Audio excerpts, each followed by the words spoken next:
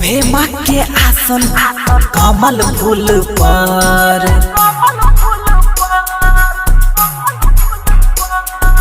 पूजा होय छे गाँव के स्कूल पर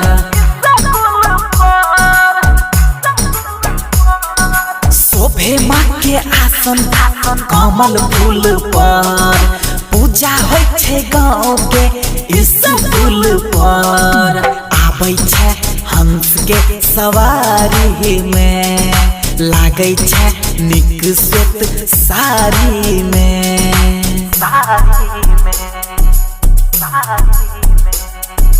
चांद वाला मुखरा हमारा सरस्वती मैया के माटी वाला मूर्ति से ताके मुस्का के चांद वाला मुखरा हमारा सरस्वती मैया के माटी वाला मूर्ति से ताके मुस्का के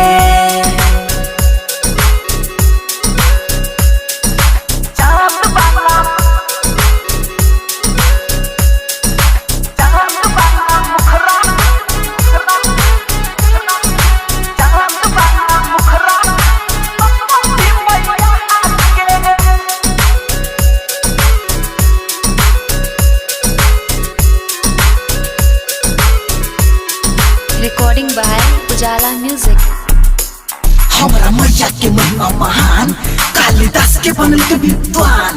हाँ सुन ले ध्यान से मैया बाटे छे मुख के ज्ञान। हाँ हंसा वाली मैया के महिमा महान कालिदास के बनल के विद्वान। सुन ले सब लगा के ध्यान मूर्ख के मैया बाटे छे ज्ञान।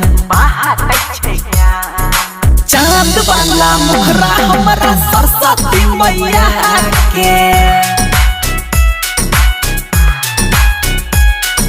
माटी वाला मूर्ति से ताके मुस्का के